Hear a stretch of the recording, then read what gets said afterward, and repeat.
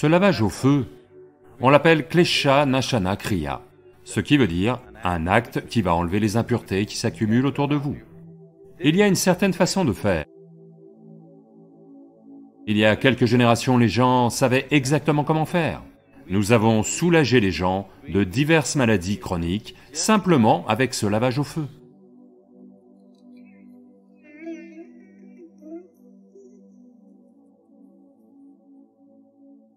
Généralement, dans nos maisons, ce drishti est une chose très importante. Drishti, vous connaissez? Au début, je pensais que c'était un mythe et que ma mère voulait juste le faire, alors ok, fais-le. Mais plus tard, quand j'ai commencé à avoir un accident sur le tournage ou autre, ça n'arrêtait pas de se produire et en particulier, j'ai eu ces coups successifs et puis j'ai eu ces accidents coup sur coup aussi et alors, sans m'en rendre compte, j'ai commencé à y croire. Soudain, j'ai commencé à rappeler à ma mère, maman, drishti, je m'en vais. Donc ce concept de drishti est très présent, c'est dit de nombreuses façons, certains parlent d'énergie, ils le disent de différentes manières, mais c'est une chose très domestique, c'est une croyance très populaire. Alors quel est votre avis là-dessus, est-ce que ça existe ou non? Tous les jours, vous prenez un bain? Non, je demande parce qu'à Chennai, ils prennent un bain une fois tous les 3 jours. Vous n'en êtes pas encore arrivé là, pas encore à Hussain Sagar.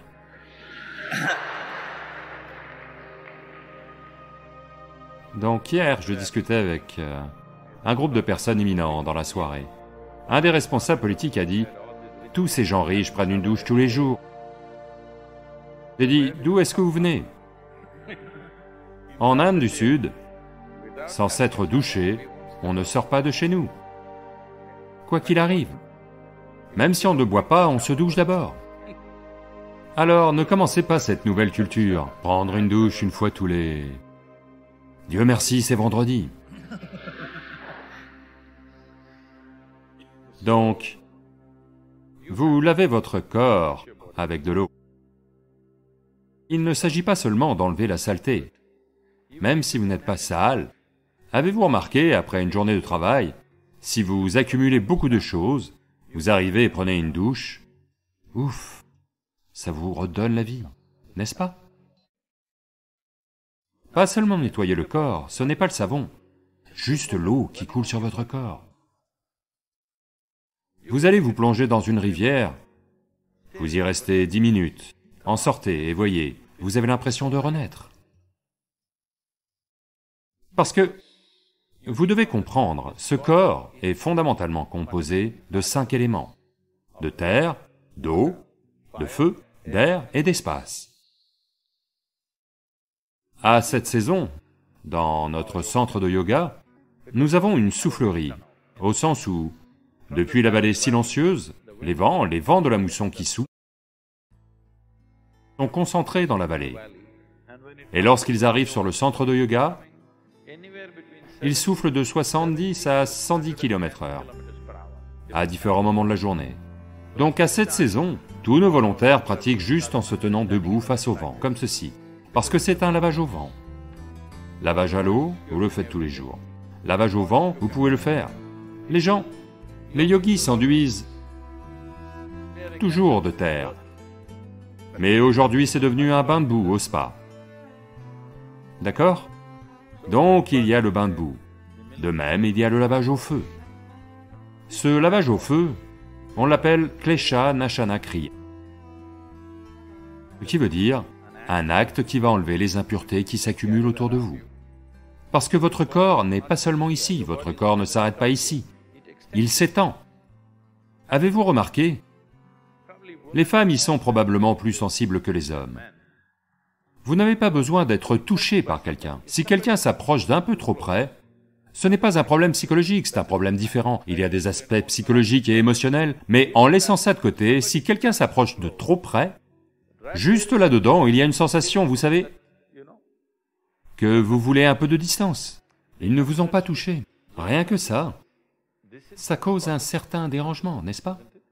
Parce que le corps ne s'arrête pas là. L'énergie est un peu au-delà. Combien au-delà dépend de l'exubérance de vos énergies vitales. Si vos énergies vitales sont véritablement exubérantes, vous pouvez en remplir cette salle. Autrement, c'est au moins un peu. Pour la plupart des êtres humains, ça peut se situer n'importe où, entre 7 et 22 cm à l'extérieur de leur corps. Donc au fur et à mesure que les impuretés s'accumulent sur votre corps, si vous conduisez un 2 roues, vous verrez, je rajeunis chaque fois que je conduis une moto. Parce que si je conduis 4 à 5 heures, à mon retour les gens disent « Sadhguru, votre barbe est devenue noire. » Complètement noire de carbone. Donc, des matériaux s'accumulent sur votre corps. Vous les lavez. De même, vous accumulez d'autres types de matériaux sur votre système énergétique. Vous pouvez les laver à l'eau. Certaines impuretés vont partir comme ça. Si vous les lavez à l'air, certaines autres choses vont partir. Mais l'air n'est pas toujours disponible comme ça. Vous pouvez même constater ceci. Si vous... Mais ces jours-ci, ces ventilateurs vont à une certaine vitesse. Mais si vous réglez les ventilateurs à la bonne vitesse, si simplement vous restez assis sous le ventilateur un certain temps, vous verrez. Quelque chose en vous s'élève. Avez-vous remarqué cela? Un petit lavage à l'air. De même, il y a un lavage au feu, que vous appelez drishti. Est-ce que ça a forcément lieu à cause du regard des autres ou non? C'est une question discutable. Mais l'impact de la vie autour de vous, sur votre système énergétique, ça a lieu à coup sûr. Si vous avez un processus spirituel en vous, c'est-à-dire que vous faites un kriya ou des processus de méditation, alors vous n'avez pas besoin de tout cela. Parce que vous savez comment vous laver de l'intérieur. Si vous n'avez pas cela, ces choses deviennent pertinentes. Je dois vous dire ceci. Il y a une certaine façon de faire. Il y a quelques générations, les gens savaient exactement comment faire. Mais aujourd'hui, je vois qu'ils brûlent juste quelque chose et font ceci, ceci, ceci. Si vous venez au centre de yoga, nous faisons ce Klesha Nashana Kriya de manière scientifique, comme il doit être fait. Nous avons soulagé des gens de diverses maladies chroniques simplement avec ce lavage au feu. Une surprise que nous avons eue récemment, c'est que nous avons constaté que de nombreux enfants atteints de TDAH, qui ont des difficultés d'apprentissage, dans les 6 à 8 semaines suivant ce lavage au feu, ils ont radicalement changé. Ça, on ne s'y attendait pas du tout.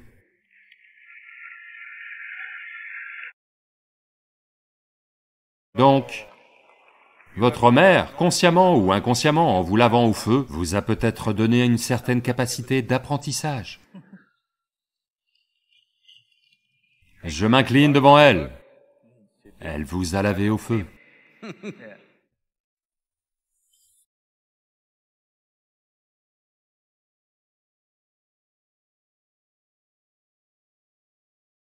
La seule substance trouvée sur la planète dont la composition chimique est très proche de celle du sang humain. S'il est consommé cru, il a un certain type d'impact. S'il est consommé dans de l'eau froide, il a un autre type d'impact. Maintenir un certain équilibre chimique dans le sang, maintenir le sang pur, aura lieu à coup sûr. Un merveilleux régime alimentaire pour les enfants en termes d'amélioration de leur capacité intellectuelle.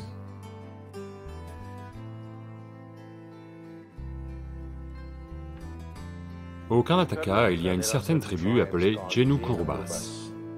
Jenu Kurubas veut dire qu'ils sont bergers du miel.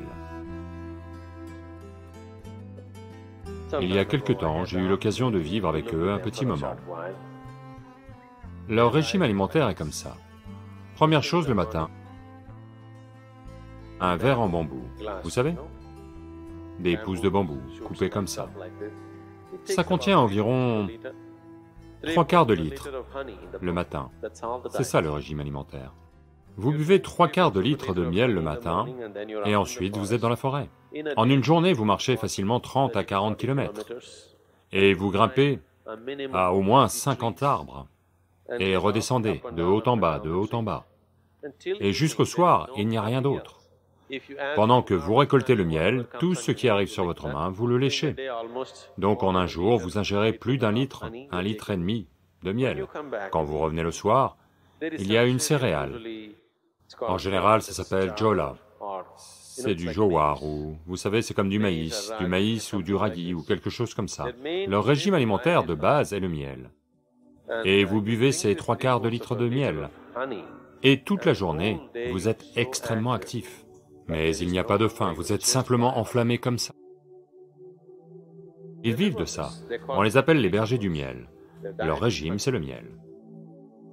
Le miel est l'une des meilleures choses que vous puissiez consommer. Stabilité psychologique, bien-être physique, vitalité, toutes ces choses peuvent être grandement améliorées, simplement en consommant quotidiennement du miel.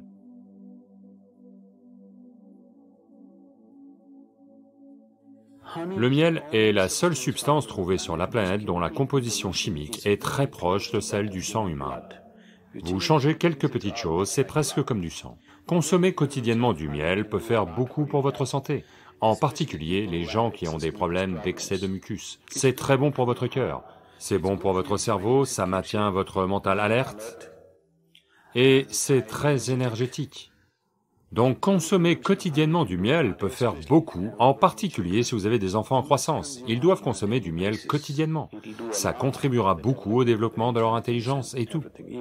La courge cireuse aussi. La courge cireuse et le miel, ensemble, feront un régime merveilleux pour les enfants en termes d'amélioration de leur capacité intellectuelle.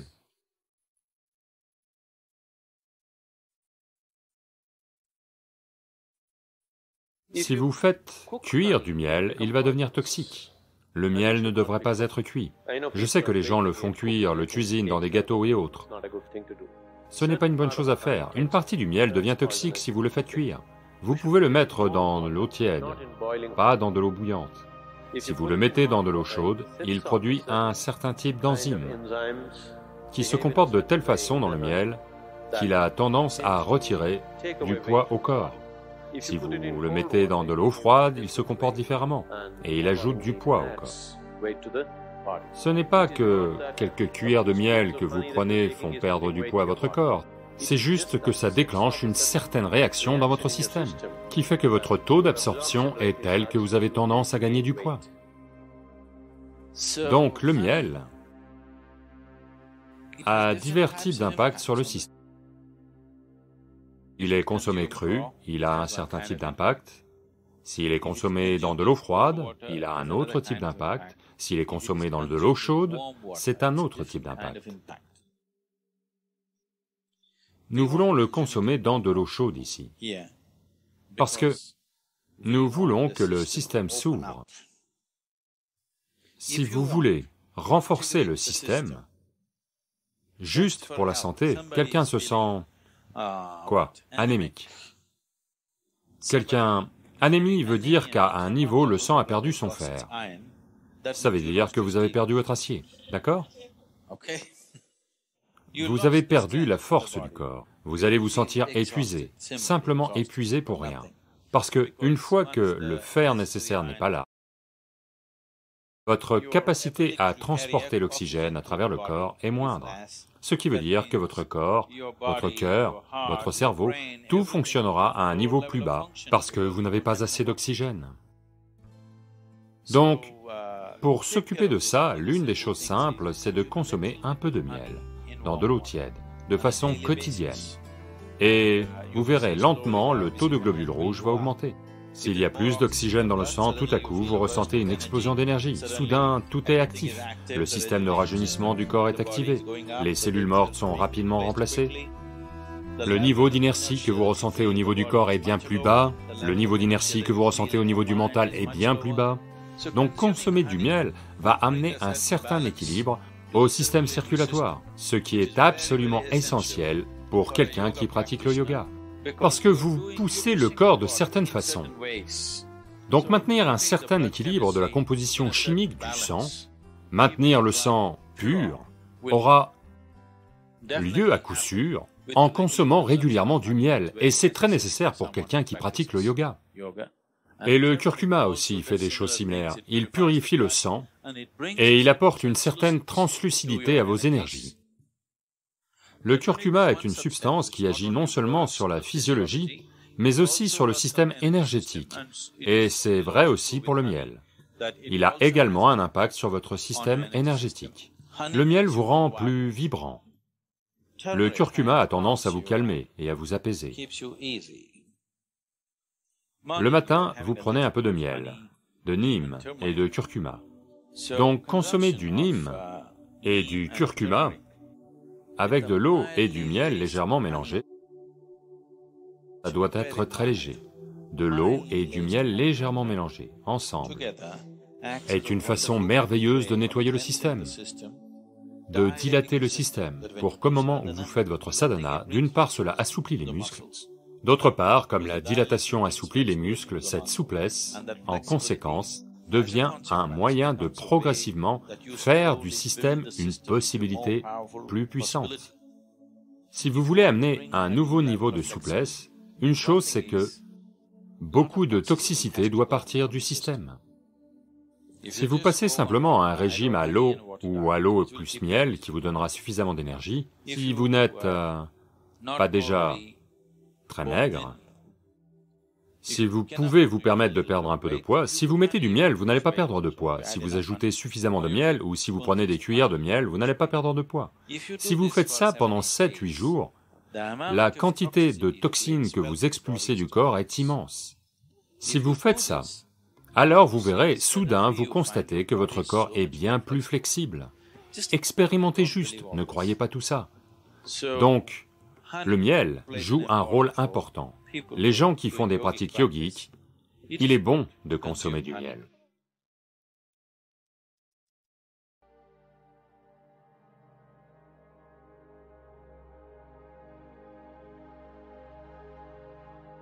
Sadhguru, de nos jours, beaucoup de gens ont des problèmes de thyroïdie, hyper ou hypothyroïdie. Même si nous consommons du sel iodé, les problèmes de thyroïde persistent. Quelle est la cause de l'augmentation de ces problèmes? Est-ce lié au stress comme le diabète ou l'hypertension? Pouvons-nous surmonter ces conditions avec le Hatha Yoga ou les Kriyas, ou en étant dans un espace consacré comme le centre de yoga Disha? Quelles sont les choses que nous pouvons faire pour en sortir? Je pense que beaucoup de gens s'en sont sortis avec la pratique du Hatha Yoga. Pas de doute à ce sujet. Être dans un lieu consacré va définitivement aider. Mais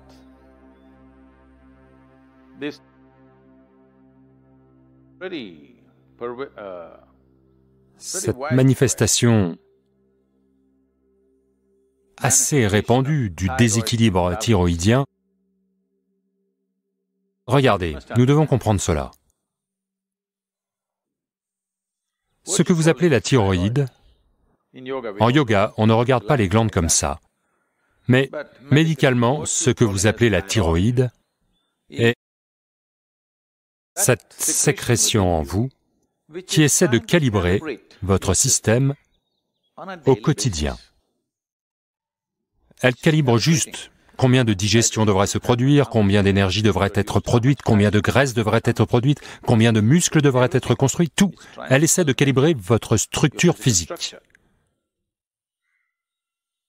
Votre structure physique est très étroitement liée à votre structure psychologique. Aujourd'hui, il y a des preuves substantielles pour vous montrer que si vous êtes assis ici et pensez à la montagne, votre fonction glandulaire opérera d'une certaine manière. Si vous pensez à un tigre, elle opérera d'une autre façon. Vous pensez à un océan, elle sera d'une autre manière. Vous pensez à un homme ou à une femme, elle sera d'une autre façon. Juste une pensée. Rien. Pas de contact avec la montagne, pas de contact avec le tigre, aucun contact avec l'homme, la femme ou l'océan. Juste une pensée va faire fluctuer la fonction glandulaire. Ce que je dis est que le système est raffiné au point d'essayer de tout calibrer pour vous garder en bon état. Le problème avec vous est qu'il vous faut un char à bœuf parce que vous êtes le chaînon manquant. Vous avez besoin d'un char à bœuf, mais ils vous ont donné un vaisseau spatial. Chaque petite chose fera un tas de choses. Simplement, si vous le touchez, ça va faire « wouh !» Des multitudes de choses se passent dans le système. Simplement, si vous regardez comme ça et portez une conclusion sur l'arbre, il y aura dans celui-ci de nombreuses variétés de produits chimiques et d'autres types de variations. Les fonctions glandulaires vont changer. Où que vous soyez à Mumbai, New York ou Londres, où que vous soyez, Regardez simplement la situation dans laquelle vous marchez. Peut-être que socialement vous êtes habitué à ces choses, mais regardez le genre d'atmosphère dans laquelle vous marchez. Le nombre de choses qui se passent, aucune d'entre elles n'est propice à cette vie. Peut-être vous vous êtes adapté à cela. Peut-être que maintenant vous ne pouvez pas vivre hors de ces villes, c'est une autre histoire. Mais la vie que vous êtes ne cherche pas ce genre d'atmosphère. Donc les innombrables variations qui se produisent en vous ne sont pas en votre faveur. Le dysfonctionnement glandulaire n'est qu'une manifestation, une fonction très calibrée de la fonction glandulaire. Une chose est la thyroïde.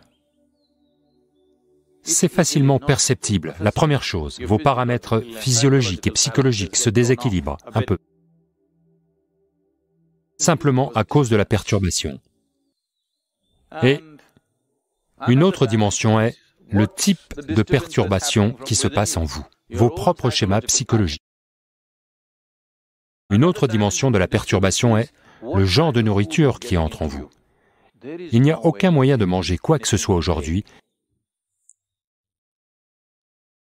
qui ne soit pas chimiquement infesté. Si vous mangez des aliments vraiment bio, c'est qu'ils utilisent un peu de produits chimiques bio. On en est arrivé là. Il est très difficile de manger quelque chose qui vient de pousser dans la forêt sauvage. Vous pouvez cueillir quelque chose et le manger. Très très peu. Ce n'est même plus un petit pourcentage de personnes qui peuvent encore manger comme ça. Tout est acheté. Et quand ça passe par le marché, ce qui importe, c'est toujours plus. Jamais quoi. Il y a aussi ceci. Dans ce pays,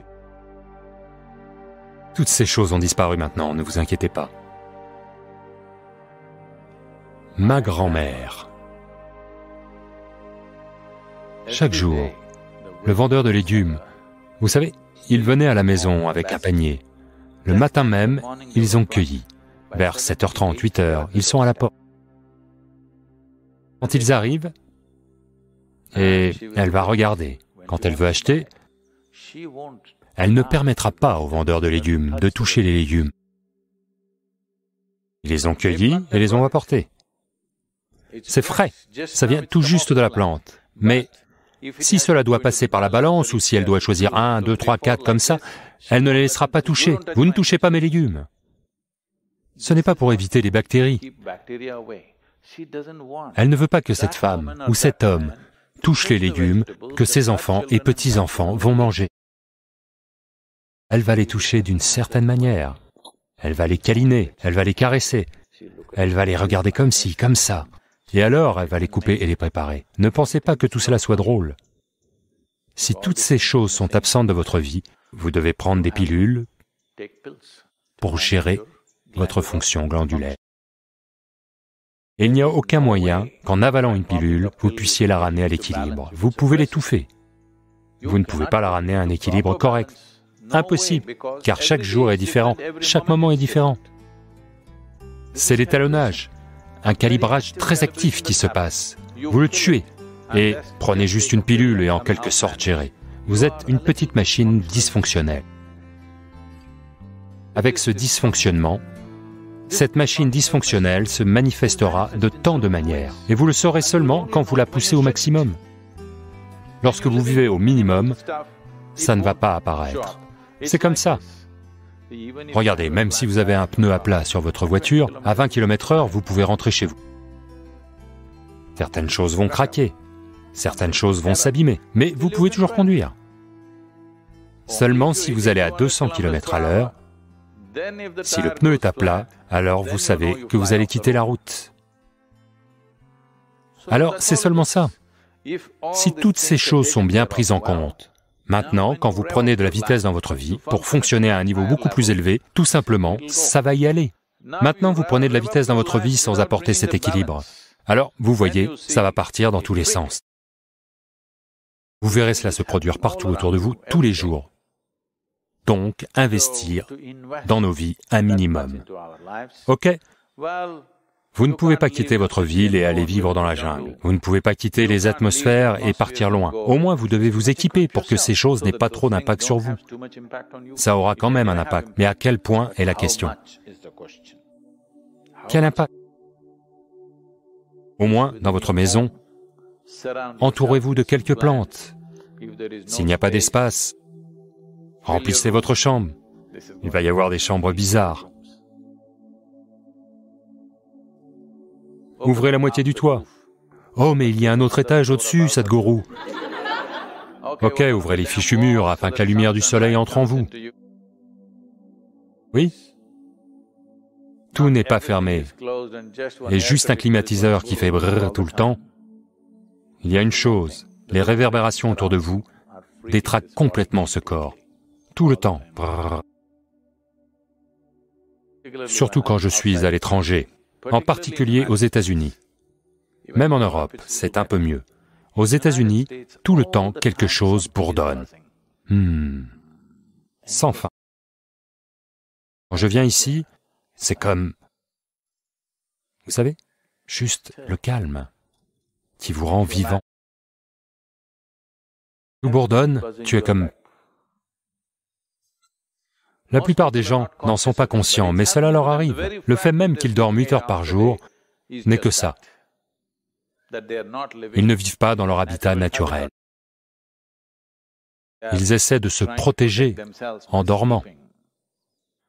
Donc, pour vous protéger de la maladie, pour vous protéger des maladies mentales, pour vous protéger de toutes sortes de déséquilibres, vous dormez 8, 10 heures par jour. C'est la moitié de votre vie. Vous êtes mort. La mort est toujours une bonne solution. Mais ce n'est pas la solution que nous recherchons. Nous cherchons une solution de vie, pas une solution de fin. Si vous mettez fin à quelque chose, c'est réglé, n'est-ce pas? Réglé ou non? Réglé, mais pas comme nous le voulons. Nous voulons être ici, vivants, et être complètement réglés. Donc, si cela doit arriver, vous pouvez... Je sais que vous pouvez avoir l'air bizarre. Même moi, je vais penser que vous êtes bizarre. Mais vous pouvez mettre en place une vie végétale là où vous dormez. Quand vous marchez, vous devez toujours être conscient de la vie autre que la vie humaine. La plupart des gens ne sont même pas conscients des êtres humains. Donc je vous le rappelle, vous devez être conscient de tout ce qui est vivant. Un arbre, une plante, un brin d'herbe, un seau de sauterelle, et des gens que vous n'aimez pas qui passent. Toutes sortes de choses. Vous devez être en vie pour tout. Pas besoin de faire « Oh, j'aime l'arbre ». You don't have to love the tree. You have to be nourished by it. That's the only way to live. Vous n'avez pas besoin d'aimer l'arbre, vous devez vous en nourrir, c'est la seule façon de vivre. Que ça vous plaise ou pas, ça vous nourrit en ce moment. Si vous le faites consciemment, tout ira mieux. Quelque chose d'aussi simple que d'être vivant à tout ce qui vous entoure, sans discernement, peut régulariser vos problèmes de thyroïde. Bien sûr, le Hatha Yoga du matin est là. Les kriyas sont là. Toutes ces choses vont certainement aider. Et les espaces consacrés, des espaces puissamment consacrés sont là. Beaucoup de choses. L'une des principales raisons est que les êtres humains deviennent de moins en moins actifs alors que la technologie se développe. En un jour, en moyenne, un être humain moyen, combien d'activités physiques ils avaient l'habitude de faire dans le passé, les générations précédentes, et combien d'activités physiques chacun d'entre nous effectuons en ce moment. C'est dramatiquement bas. Avec si peu d'activités, garder l'équilibre dans le système est difficile. Donc, un petit déséquilibre, n'allez pas vous coucher. Si vous vous sentez un peu déséquilibré, vous devez vous lever, sauter dans l'activité, partout où l'activité se passe, avec un peu de vigueur et de joie. Vous devez sauter dans cette activité et en faire de plus en plus si vous vous sentez malade. Vraiment. Parce que si vous reculez, vous lui donnez le pouvoir. Bien sûr, si vous êtes très malade, c'est une chose différente, mais sinon, vous devez... Nous parlons essentiellement de différents types de dysfonctionnements glandulaires, L'activité est une solution simple. Et ne faites pas l'activité, pour ceux d'entre vous à New York, je m'adresse à vous, ne faites pas d'activité avec ce bracelet de santé sur votre truc. Dis pas. 12 pas. Ne faites pas ça, ce n'est pas la façon de faire de l'activité, vous pouvez devenir plus malade en faisant cela. Simplement, faire quelque chose joyeusement. Être joyeusement vivant. L'activité, si vous ne savez pas comment vous asseoir ici et être en vie de façon exubérante, sortez et jouez. Jouez un jeu, courez simplement. Imitez juste la sauterelle quand vous marchez. Essayez. Pourquoi pas? Vous n'avez jamais fait ça? C'est le problème avec vous. Quand vous partez maintenant, je veux vous voir, parce que vous allez marcher dans l'herbe. Vous feriez mieux de sauter comme une sauterelle. Vous verrez le niveau de vitalité qui va vous arriver.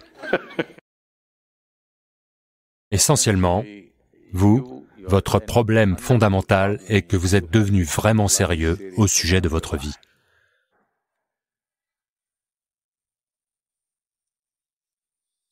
Donc, nous devons encore vous rappeler que vous mourrez de toute façon. Ne soyez pas si sérieux à ce sujet, parce que ça va arriver en un rien de temps. Vous devez lâcher prise. Maintenant, si vous lâchez prise, cette dernière scène peut être différente. Sinon, les gens vous voient. C'est une grande chose qui vous est arrivée. Vous avez lâché prise. Si vous lâchez prise maintenant, vous verrez que la vie se passera merveilleusement bien pour vous.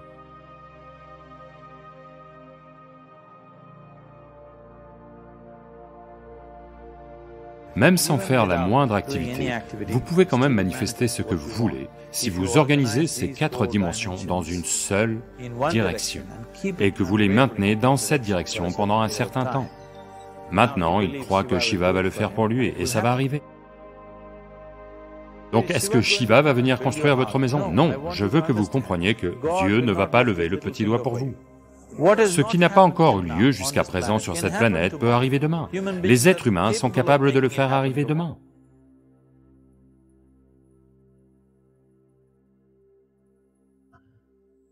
Tout ce que nous, en tant qu'êtres humains, avons créé sur cette planète a essentiellement d'abord été créé dans notre mental. Tout ce que vous voyez, qui est le travail de l'homme sur cette planète, c'est d'abord exprimé dans le mental, puis ça s'est manifesté dans le monde extérieur. Les merveilles que l'on a faites sur cette planète et les horreurs que l'on a faites sur cette planète, toutes sont parties du mental humain.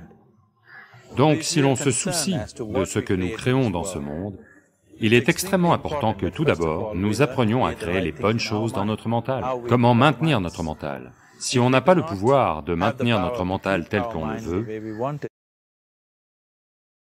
ce que l'on crée dans le monde sera également très accidentel et aléatoire. Donc, apprendre à créer notre mental tel qu'on le veut est la base pour créer le monde tel qu'on le veut. Il y a une merveilleuse histoire dans la tradition yogique. Un certain jour, un homme part marcher. Il part faire une longue marche.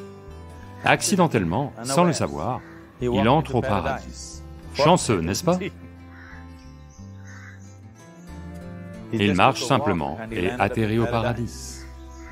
Après cette longue marche, il se sent un peu fatigué. Alors il se dit, « Oh, je suis fatigué, j'aimerais pouvoir me reposer quelque part. » Il regarde autour, là, il y a un bel arbre, sous lequel il y a une herbe très tendre. Donc, c'est attrayant, il va y poser la tête et s'endort. Au bout de quelques heures, il se réveille, bien reposé, et se dit, « Oh, je suis bien reposé, mais j'ai faim, j'aimerais avoir quelque chose à manger. » Et il pense à toutes les belles choses qu'il a toujours voulu manger dans sa vie. Et instantanément, toutes ces choses apparaissent devant lui. Vous devez comprendre que là-bas, le service est comme ça. Les gens qui ont faim ne posent pas de questions. La nourriture arrive et ils mangent. Une fois l'estomac plein, ils pensent, « Oh, j'ai le ventre plein, j'aimerais avoir quelque chose à boire. » Toutes les bonnes choses qu'il a toujours voulu boire. Il y pense et tout apparaissent, juste devant lui. Les gens qui boivent ne posent pas non plus de questions, donc ils boivent. Maintenant, avec un peu d'alcool en lui, vous savez, Charles Darwin vous a dit, « Vous étiez tous des singes, votre queue est tombée. » Pas moi. Charles Darwin vous a dit que vous étiez tous des singes, et que votre queue est tombée, et que vous êtes devenus humains. Oui, la queue est à coup sûr tombée. Mais le singe, en yoga, on qualifie toujours un mental non établi de markata, ce qui veut dire un singe. La raison pour laquelle on qualifie le mental de singe, c'est que... Quelles sont les qualités d'un singe? L'un des aspects du singe, c'est son mouvement inutile. Et un autre aspect du singe, c'est que... Si je dis, vous singez quelqu'un, qu'est-ce que ça veut dire? Imitation. Singe et imitation sont devenus synonymes. Donc, ces deux qualités essentielles d'un singe sont tout à fait les qualités d'un mental non établi. Les mouvements inutiles, vous n'avez pas besoin de les apprendre du singe, vous pouvez les apprendre au singe.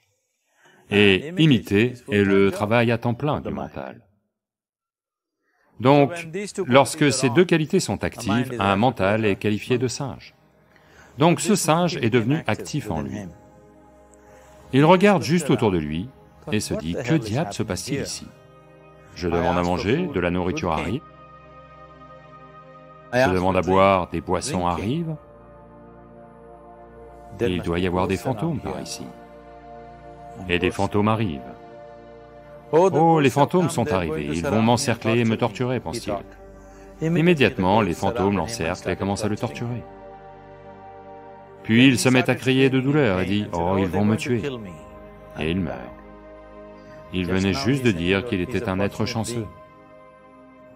Le problème, c'est qu'il était assis sous un kalpavriksha, un arbre à souhait. Il demande de la nourriture arrive, il demande à boire, des boissons arrivent, il demande des fantômes arrivent, il demande la torture arrive, il demande la mort a lieu.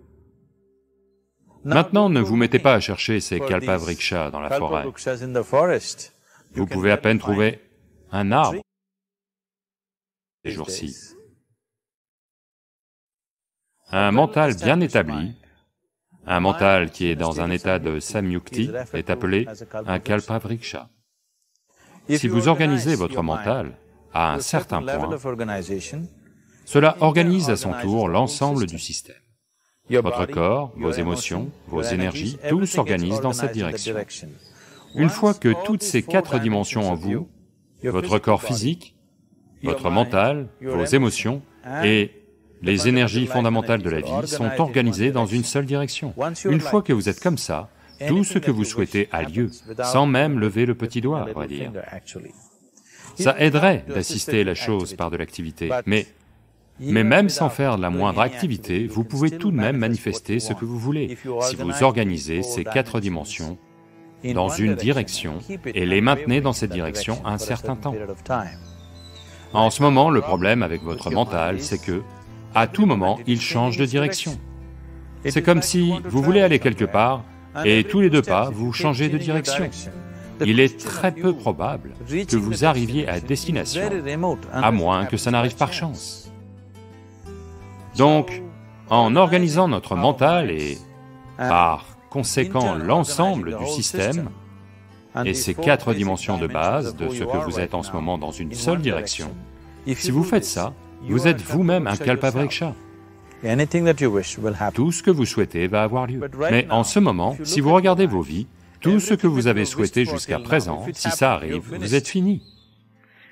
Toutes les choses et tous ceux que vous avez désirés, si tout ça atterrit dans votre maison aujourd'hui, pourriez-vous vivre avec ça?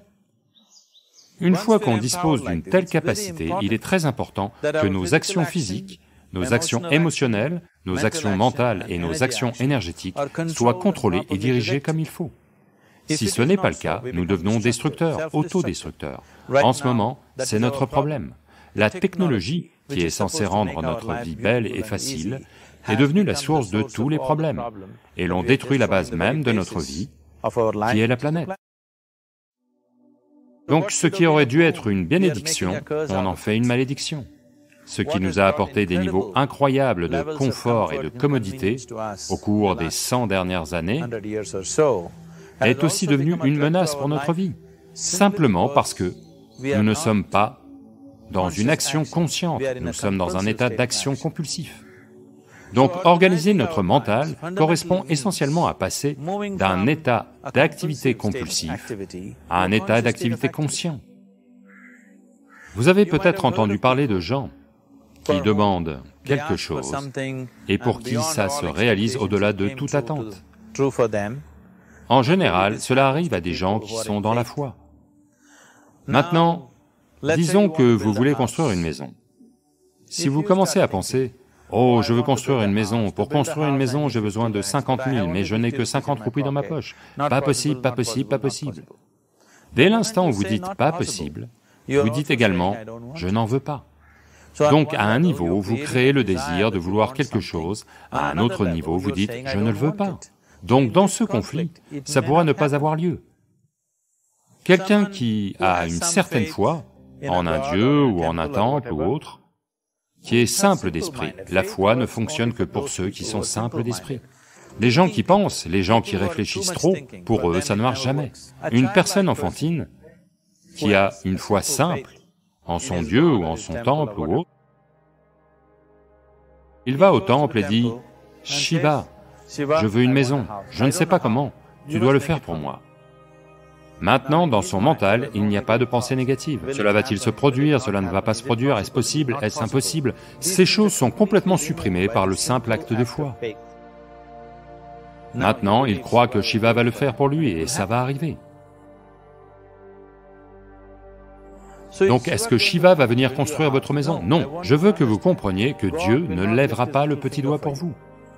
Ce que vous appelez Dieu est la source de la création. En tant que créateur, il a fait un travail phénoménal, il n'y a aucun doute là-dessus. Pouvez-vous penser à une meilleure création que celle-ci? Est-ce que quiconque a l'imagination pour penser quelque chose de mieux que ce qui est là tout de suite? Donc en tant que créateur, il a merveilleusement bien fait son travail.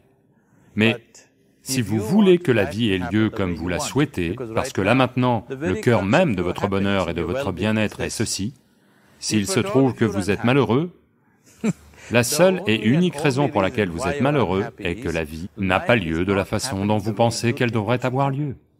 C'est tout. Donc si la vie n'a pas lieu comme vous pensez qu'elle devrait avoir lieu, vous êtes malheureux. Si la vie a lieu comme vous pensez qu'elle devrait avoir lieu, vous êtes heureux. C'est aussi simple que ça. Donc pour que la vie ait lieu de la façon dont vous pensez qu'elle devrait avoir lieu, en premier lieu, la façon dont vous pensez, avec quel niveau de concentration vous pensez, le degré de stabilité de votre pensée et le degré de réverbération du processus de pensée vont déterminer si votre pensée va devenir réalité ou s'il s'agit simplement d'une pensée vide, ou si vous ne créez aucun obstacle à votre pensée en créant un processus de pensée négatif. Ce possible, telle chose est-elle possible ou pas possible, détruit l'humanité. Ce qui est possible et pas possible n'est pas votre affaire, c'est l'affaire de la nature. Votre affaire est juste de vous efforcer d'atteindre ce que vous voulez.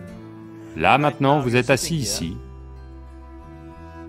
Si je vous pose deux questions simples, je veux que vous regardiez simplement ceci et y répondiez. Là maintenant, de là où vous êtes assis, pouvez-vous simplement vous envoler? Vous allez dire non. Là maintenant, de là où vous êtes assis, pouvez-vous vous lever et marcher? Vous allez dire oui. Sur quoi cela repose-t-il? Pourquoi dites-vous non au vol et oui à la marche? Du fait de votre expérience passée de la vie. Bien des fois, vous vous êtes levé et avez marché, vous ne vous êtes jamais envolé. Ou en d'autres termes, vous vous basez sur l'expérience passée de la vie pour décider si quelque chose est possible ou non. Ou en d'autres termes, vous avez décidé que ce qui n'a pas eu lieu jusqu'à présent ne peut pas avoir lieu dans votre vie à l'avenir. C'est une honte pour l'humanité et l'esprit humain. Ce qui n'a pas encore eu lieu jusqu'à présent sur cette planète peut arriver demain. Les êtres humains sont capables de faire en sorte que ça arrive demain. Donc ce qui est possible et ce qui n'est pas possible n'est pas votre affaire. C'est l'affaire de la nature va décider de ça. Vous regardez juste ce que c'est que vous voulez vraiment et faites des efforts en ce sens. Et si votre pensée est créée de manière puissante, sans aucune négativité, sans aucune pensée négative faisant baisser l'intensité du processus de pensée, la première chose et la plus importante est que vous devez être clair. Qu'est-ce que c'est que vous voulez vraiment? Si vous ne savez pas ce que vous voulez, la question de le créer ne se pose pas. Si vous regardez ce que vous voulez vraiment, ce que tout être humain veut, c'est... il veut vivre joyeusement, il veut vivre paisiblement. En ce qui concerne ses relations, il veut qu'elles soient aimantes et affectueuses. Ou en d'autres termes, tout ce que tout être humain recherche, c'est de l'agréable en lui-même, de l'agréable autour de lui. Cet état agréable, s'il a lieu au niveau de notre corps, on appelle ça la santé et le plaisir. S'il a lieu au niveau de notre mental, on appelle ça la paix et la joie. S'il a lieu au niveau de nos émotions, on appelle ça l'amour et la compassion. S'il a lieu au niveau de notre énergie, on appelle ça la félicité et l'extase. C'est tout ce qu'un être humain recherche. Qu'il aille au bureau pour travailler, il veut gagner de l'argent, bâtir une carrière, fonder une famille, il va s'asseoir au bar, au temple. Il cherche toujours la même chose, de l'agréable en lui, de l'agréable alentour. Si c'est cela que l'on veut créer, je pense qu'il est temps d'aborder la chose directement et de nous engager à le créer. Donc vous voulez faire de vous-même un être humain paisible, un être humain joyeux, un être humain aimant et un être humain agréable à tous les niveaux, et voulez-vous aussi un monde comme ça? Un monde de paix, un monde d'amour, un monde de joie? Non, non, je veux de la verdure, je veux de la nourriture. Quand on dit un monde joyeux, ça veut dire que tout ce que vous voulez s'est produit. Donc c'est tout ce que vous recherchez. Donc tout ce que vous avez à faire est de vous engager à le créer, à créer un monde de paix, de joie et d'amour, à la fois pour vous et tous ceux qui vous entourent. Si tous les jours le matin vous commencez votre journée avec cette simple pensée dans votre mental, aujourd'hui, où que j'aille, je vais créer un monde de paix, d'amour et de joie. Si vous chutez 100 fois dans la journée, quelle importance? Pour une personne engagée, l'échec n'existe pas. Si vous tombez 100 fois, 100 leçons à en tirer. Si vous vous engagez comme ça, à créer ce qui vous tient vraiment à cœur, maintenant votre mental s'organise. Une fois que votre mental s'organise, la façon dont vous pensez est la façon dont vous vous sentez, vos émotions vont s'organiser. Une fois que vos pensées, vos émotions sont organisées, vos énergies vont s'organiser dans le même sens. Une fois que vos pensées, émotions et énergies sont organisées, votre corps lui-même va s'organiser. Une fois que ces quatre sont toutes organisées dans une seule direction, votre capacité à créer et à manifester ce que vous voulez est phénoménale. Vous êtes le créateur à bien des égards. Ce qui est la source de la création fonctionne en vous à chaque instant de votre vie. C'est juste que, avez-vous gardé accès à cette dimension ou non? Organisez les 4 éléments de base de votre vie, vous y donnera accès. Il y a des outils et des technologies pour le faire. Toute la science du yoga, toute la technologie que l'on appelle yoga, n'a que ça pour objet, vous faire passer d'un état où vous n'êtes qu'un fragment de création à un état où vous devenez un créateur. C'est mon souhait et ma bénédiction que chaque être humain de ce monde ait accès à la source de la création en lui-même pour qu'il puisse fonctionner ici en tant que créateur, pas juste en tant que fragment de création.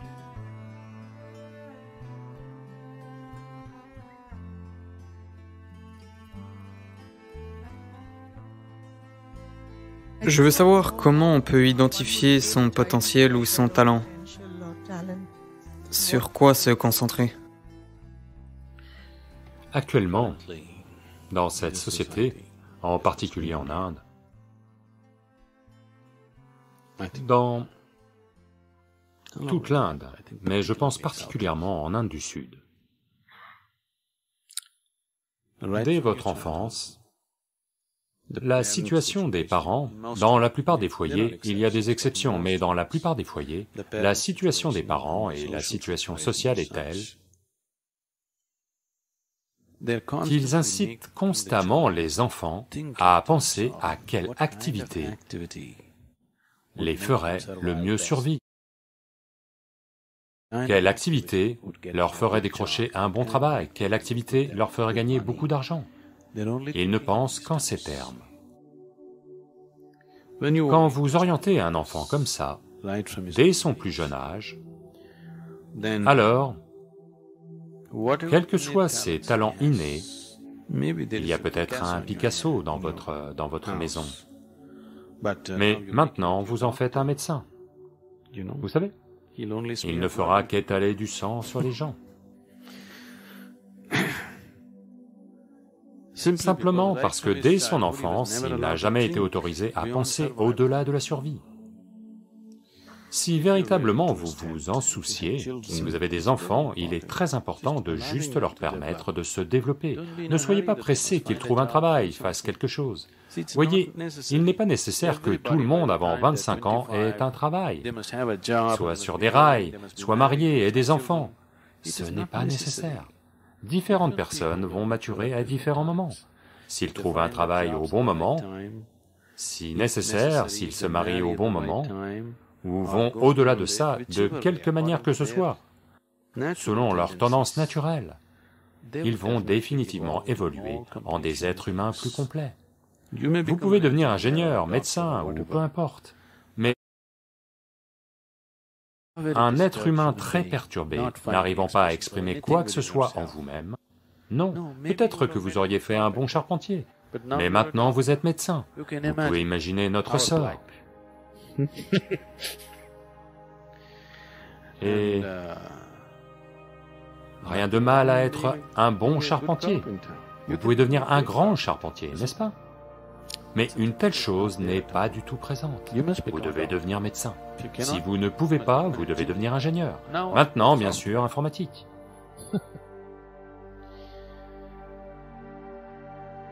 C'est comme ça qu'ils s'y prennent, n'est-ce pas? Ils essaient la fac de médecine, pas reçu. École d'ingénieur, où est le lien? Si vous n'êtes pas reçu en fac de médecine, école ayurvédique, médecine vétérinaire, ou au moins devenez guérisseur. Mais vous ne devenez pas médecin, vous vous lancez dans des études d'ingénieur, à quoi ça rime? Ça veut dire que tout ce qui vous intéresse, c'est de prouver quelque chose à quelqu'un. Ça ne vous intéresse pas de rendre votre vie belle, n'est-ce pas? Quel travail rapporte le plus, s'ils doivent faire quelque chose d'autre? C'est ce que je dis, de la survie, rien que de la survie. Voyez, chaque être humain a l'intelligence et la force nécessaires pour survivre dans le monde. Peut-être pas comme quelqu'un d'autre, mais à sa façon.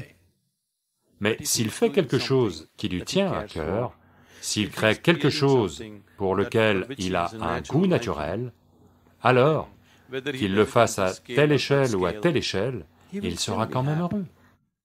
Oui. Maintenant, vous faites quelque chose pour lequel vous n'avez aucune tendance naturelle, simplement parce que socialement vous êtes orienté de cette façon. Maintenant, il y a un sentiment de frustration à propos du travail que vous faites. Vous continuez, bien sûr, parce que vous avez investi 5 ans, 10 ans d'études, donc vous ne pouvez pas revenir en arrière. Vous continuez à vous pousser, n'est-ce pas? Il n'est pas nécessaire d'orienter la société comme ça. Maintenant, tous les 10 ans, la société change son idée de ce qu'est la meilleure éducation. Maintenant, il y a trop de médecins, personne n'en veut nulle part. Oui. Maintenant, les gens pensent à autre chose, ils ont pensé informatique, la moitié des gens ont été renvoyés d'autres pays. Maintenant, ils cherchent désespérément par où aller. Je sais que la survie est importante. Avec le genre de surpopulation et de compétition qu'on a, la survie est importante. Mais quand même, laissez au moins 50% de votre vie ouverte. Voir ce que vous pourriez faire est une bonne chose à faire pour les enfants parce qu'ils vont vivre des vies plus complètes. Je sais que beaucoup de gens n'ont peut-être pas les moyens de le faire, il y a bien des difficultés, c'est plus facile à dire qu'à faire. Tous ces problèmes sont là. Mais tout de même, ça vaut le coup de nous efforcer de créer une nouvelle génération qui soit un peu plus harmonieuse en elle-même, n'est-ce pas? quels que soient les efforts que ça demande. Ça vaut quand même le coup, n'est-ce pas?